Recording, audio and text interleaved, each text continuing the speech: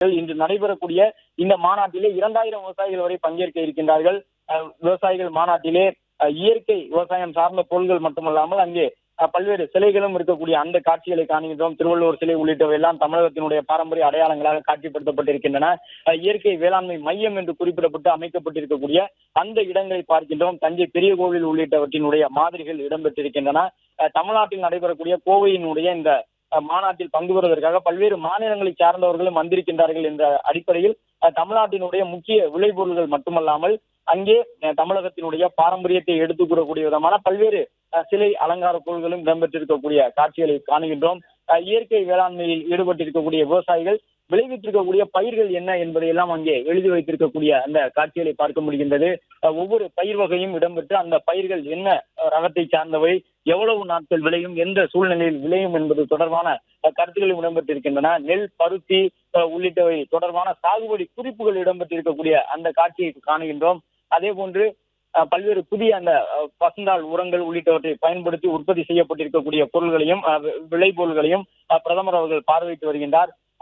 1700க்கும் மேற்பட்ட விவசாயிகள் இந்த மாநாட்டுக்கு தங்களுடைய பொருள்களை வழங்கியிருக்கின்றார்கள் என்பது உள்ளிட்டவை தொடர்பாக எழுதப்பட்டிருக்கக்கூடிய அந்த காட்சிகளை காணுகின்றோம். நேச்சுரல் ஃபார்மிங் என்று சொல்லக்கூடிய விதமாக இயற்கை வேளாண்மையை ஊக்குவிக்கக்கூடிய வகையிலான திட்டங்கள் மத்திய அரசால் செய்யப்படக்கூடிய அந்த விஷயங்கள் எல்லாம் இந்த மாநாட்டில் இடம்பெற்றிருக்கின்றன. புதிய தொழில்நுட்பங்கள், இயற்கை வேளாண்மை தொடர்பான தொழில்நுட்பங்கள் இடம்பெற்றிருக்கின்றன.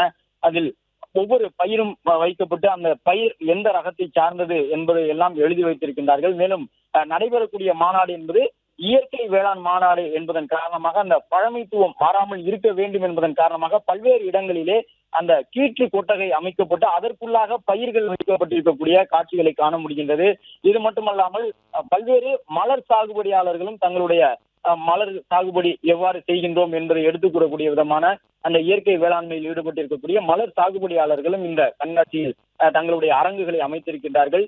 கீரை வகைகள் நிறைய இடம்பெற்றிருக்கின்றன. பசுந்தாள் உரங்களை பயன்படுத்தி எவ்வாறு விவசாயம் செய்கின்றார்கள் என்பதை எடுத்துக் கூறி வருகின்றார்கள். அது மட்டுமல்லாமல் அந்த நிலத்தை பக்குவம் செய்வதற்காக கூட அந்த உழுகும் பொழுது விவசாயிகள் உழுவதற்கு முன்பாக அந்த பசுந்தாள் உரம் இயற்கையாக ஒரு சில பயிர்களை விளைய வைத்து அவற்றையெல்லாம் உழுது அதன் மூலமாக மண்ணினுடைய அந்த நுண்ணூட்ட சத்துக்களை அதிகரிப்பதற்காக செய்யக்கூடிய வேளாண் முறைகள் உள்ளிட்டவற்றையெல்லாம் பிரதமரிடம் எடுத்து கூறி வரக்கூடிய அந்த காட்சிகளை காணுகின்றோம். கிருமி நாசினி இல்லாமல் எவ்வாறு இயற்கை பசுந்தாள் உரங்களை பயன்படுத்தி விவசாயத்தில் ஈடுபடுகின்றோம் என்பதையெல்லாம் அவர்கள் பிரதமருக்கு எடுத்து கூறி வருகின்றார்கள். கிட்டத்தட்ட 200 அரங்குகள் அமைக்கப்பட்டிருக்கின்றன. 200 அரங்குகளையும் பிரதமர் பார்வையிட்டு வருகின்றார். ஆளுநர் ஆர்.என். ரவி, பாஜகவினுடைய மாநில தலைவராக இருக்கக்கூடிய நயினா நாகேந்திரன் உள்ளிட்டவர்கள் பிரதமரோடு சென்று அந்த காட்சிகளை பார்வையிட்டு வரக்கூடிய அந்த அரங்குகளை காண முடிகின்றது. இன்னும் சற்று நேரத்தில் பிரதமர் இந்த நிகழ்வில் பங்கேற்று கண்காட்சியை தொடங்கி வைத்திருக்கக்கூடிய பிரதமர் நரேந்திர மோடி கிஷான் நிதி உள்ளிட்டவற்றையெல்லாம் விடுவிக்க இருக்கின்றார். இது மட்டுமல்லாமல் இயற்கை வேளாண்மை சார்ந்த பல்வேறு புதிய அறிவிப்புகளும் வெளியிடப்படுமா என்பதற்கான ஒரு எதிர்பார்ப்பும் இருக்கின்றது. நிறைய பெண்கள் இந்த அரங்குகளை அமைத்திருக்கின்றார்கள்.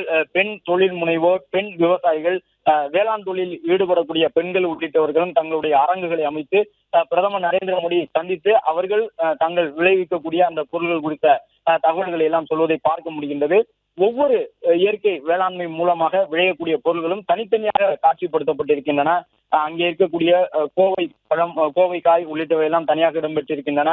அதே போன்று இயற்கை வேளாண் முறையில் விளைவிக்கப்பட்ட பயிர்களில் இருந்து மதிப்பு கூட்டப்பட்ட அந்த நொறுக்கு தீனி வகைகளை உற்பத்தி செய்வதை கூட கண்காட்சி அரங்குகளிலே வைத்திருக்கின்றார்கள். இதன் மூலமாக விவசாயிகளுக்கு அது குறித்த ஒரு விழிப்புணர்வு கிடைக்கும் என்ற அடிப்படையில் தான் இந்த மாநாட்டில் அந்த அரங்குகள் அமைக்கப்பட்டிருக்கின்றன. நொறுக்கு தீனிகளை வேளாண் விளைபொருள்களில் இருந்து எவ்வாறு உருவாக்குவது, அது மட்டுமல்லாமல் மதிப்பு கூட்டப்பட்ட பொருட்களை உருவாக்குவதற்காக வேளாண் சேமிப்பு கிடங்குகளை எவ்வாறு பயன்படுத்திக் கொள்வது என்பது உட்பட பல்வேறு வகையில் விவசாயிகளுக்கு விழிப்புணர்வு வழங்கக்கூடிய விதமாக பிரதமருடைய இந்த பயண திட்டத்தின் மூலமாக மாநாடு அமைந்திருக்கின்றது. நெல், பருத்தி, சோளம் உள்ளிட்ட பல்வேறு பயிர் ரகங்களும் அங்கே இடம்பெற்றிருக்கின்றன. அவையெல்லாம் வழக்கமாக ரசாயன உரத்தை பயன்படுத்தி மரபு மாற்றப்பட்ட பயிர் ரகங்களை, விதைகளை பயன்படுத்தி உற்பத்தி செய்யப்படக்கூடிய விளைபொருள்களில் இருந்து மாறுபட்டு இங்கே இருக்கக்கூடிய அந்த மக்காச்சோளமாக இருந்தாலும் சரி, நெல்லாக இருந்தாலும் சரி, அவையெல்லாம் வழக்கமான அந்த ரசாயன உரங்களை பயன்படுத்தப்பட்டு விளைவிக்கக்கூடிய பயிர்களைப் போல் அல்லாமல் அதே போன்று மரபணு மாற்றம் செய்யப்பட்டு உருவாக்கப்பட்ட பயிர்களாக இல்லாமல் இயற்கை வேளாண் முறைகளில் பாரம்பரியமாக இருந்து வரக்கூடிய அந்த வேளாண் முறைகளில் விளைந்த பயிர்களாக வைக்கப்பட்டிருக்கின்றன. அதே போன்று மல்லிகை, அரும்பு உள்ளிட்ட மலர்களும் கூட அங்கே வைக்கப்பட்டிருக்கின்றன. அவையும் கூட மலர் சாகுபடி என்பதும் பூச்சிக்கொல்லி மருந்துகள் இல்லாமல் மலர்களை சாகுபடி செய்ய முடியாது என்கின்ற ஒரு சூழல் உருவாக்கப்பட்டிருக்கின்றது. தொடர்ந்து ஒவ்வொரு வார காலத்திற்கும் ஒரு முறை அந்த ஒரு இடைவெளியோடு மலர்களின் மீது ரசாயனங்களை தெளித்துதான் பூச்சிகள் இல்லாமல் மலர் சாகுபடி செய்ய முடியும் என்ற சூழல் உருவாக்கப்பட்டிருக்கின்றது. ஆனால் அதையெல்லாம் கடந்து இயற்கை முறைகளில் மலர் சாகுபடியில் ஈடுபடக்கூடியவர்கள் இயற்கை முறையில் பசுந்தாள் உரங்களை பயன்படுத்தி நிலத்தை பண்படுத்தி வேளாண்மையில் ஈடுபடக்கூடியவர்கள்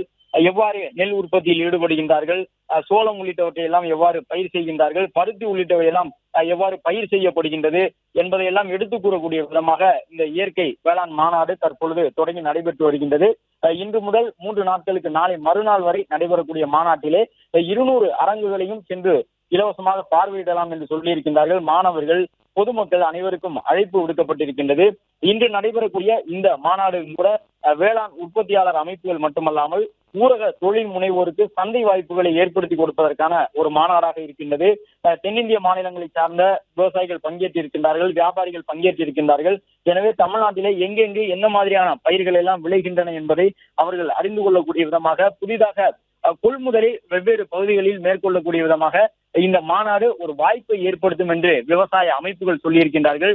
தமிழ்நாட்டினுடைய விவசாயிகள் சங்கத்தை சார்ந்த காவிரி கடைமடை விவசாயிகள் உள்ளிட்ட பல்வேறு பகுதிகளை சார்ந்தவர்களும் பிரதமரை சந்தித்து தங்களுடைய அந்த வரவேற்பினை வழங்கி இருக்கின்றார்கள். இன்னும் சற்று நேரத்தில் எதிர்பார்க்கக்கூடிய அந்த கோரிக்கைகளையும் மனுவாக பிரதமரிடம் வழங்குவோம் என்று விவசாயிகள் ஆர்வத்தோடு கூறியிருக்கக்கூடிய அந்த காட்சிகளையும் காண முடிகின்றது.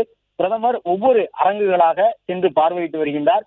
கோவையினுடைய இயற்கை வேளாண் மாநாட்டை தொடங்கி வைத்திருக்கக்கூடிய பிரதமர் நரேந்திர மோடி அதன் தொடர்ச்சியாக 200 அரங்குகளுக்கும் சென்று பார்வையிட்டுக் கொண்டிருக்கக்கூடிய காட்சிகளை காணுகின்றோம். மாநாடு மட்டுமல்லாமல் கண்காட்சியும் இடம்பெற்றிருக்கின்றது. இயற்கை விவசாயம் என்பது கொஞ்சம் கொஞ்சமாக அழிந்து வருவதாக பார்க்கப்படக்கூடிய சூழ்நிலையில்தான் இயற்கை வேளாண்மையை மீட்டெடுப்பதற்காக மத்திய அரசு எடுத்து வரக்கூடிய திட்டங்களை பொதுமக்கள் அறிந்து கொள்ளக்கூடிய விதமாகவும், இயற்கை விவசாயம் என்பது செய்ய முடியாத ஒன்று கிடையாது, ரசாயனங்களுக்கு மாற்றாக பசுந்தாள் உரம் உள்ளிட்டவற்றை எல்லாம் பயன்படுத்தி இயற்கை வேளாண்மையில் ஈடுபட முடியும். மத்திய அரசும் அதில் ஆர்வம் காட்டி வருகின்றது. இயற்கை வேளாண்மையில் ஈடுபடக்கூடிய விவசாயிகளுக்காக மத்திய அரசு ஏராளமான உதவிகளை வழங்கி கொண்டிருக்கின்றது என்பதையெல்லாம் விவசாயிகள் தெரிந்து கொள்ள வேண்டும் என்ற அடிப்படையில் தான் இந்த மாநாடு நடைபெற்றுக் கொண்டிருக்கின்றது. அதே நேரம் பாஜகவின் முன்னாள் மாநில தலைவர் அண்ணாமலை உள்ளிட்டவர்கள், பாஜகவினுடைய முக்கிய தலைவர்கள் விமான நிலையத்திலே பிரதமருக்கு வழங்கியிருந்த அந்த வரவேற்பினை பார்க்கின்றோம். தாமரை இதழ் உள்ளிட்டவற்றின் மூலமாக பிரதமருக்கு கூட்டணி கட்சியினுடைய தலைவர்கள் வரவேற்பு வழங்கியிருப்பதையும் பார்க்கின்றோம். பாஜகவினுடைய முக்கிய தலைவர்கள் மட்டுமல்லாமல் அதிமுக பொதுச் செயலாளர் எடப்பாடி பழனிசாமி, கூட்டணியில் இடம்பெற்றிருக்கக்கூடிய ஜி.கே. வாசன் உள்ளிட்டவர்கள், ஏ.சி. சண்முகம் உள்ளிட்டவர்களும் பிரதமரை நேரடியாக வரவேற்றிருந்தார்கள். இன்னும் சற்று நேரத்தில் இந்த மாநாட்டு அரங்கிலே பிரதமர் நரேந்திர மோடி தன்னுடைய அந்த கிஷான் நிதி திட்டத்திற்கான நிதியையும் விடுவிக்க இருக்கின்றார். கிட்டத்தட்ட 90 கோடிக்கும் மேலான விவசாயிகள் பலன் பெறக்கூடிய விதமாக இன்னும் சற்று நேரத்தில் 2000 ரூபாய்க்கான இந்த 3 மாதங்களுக்கான தவணை நிதி இன்னும் சற்று நேரத்தில் விடுவிக்கப்பட இருக்கின்றது. இப்பொழுது பிரதமர் பார்வையிட்டுக் கொண்டிருக்கக்கூடிய அந்த குடிலை பார்க்கின்றோம்.